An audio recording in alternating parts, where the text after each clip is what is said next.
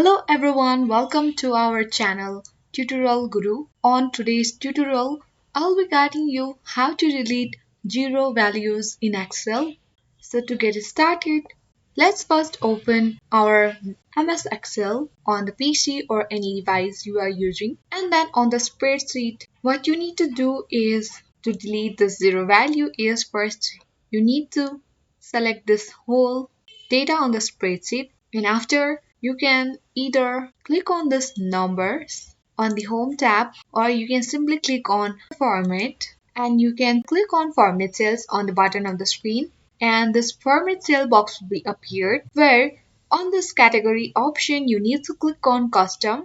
When this will be appeared under the type, you will be able to see the general on this box. Simply you need to click on that, and you need to add two semicolon, and after that you need to click on OK.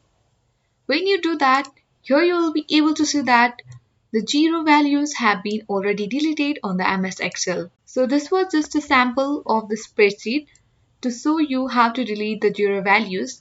If you have plenty of zero values, then it is not possible to select the individual cells and delete the zero values. So at once only, in this way you'll be easily able to delete the zero values on the Excel. If you don't want to use the format, then simply you can go to the number on the home tab and open the same tab, and on the similar way you can do it again. By using the control J, I have again re-entered the zero values with the same process, using the numbers and going to the custom, adding two semicolon again and clicking on OK.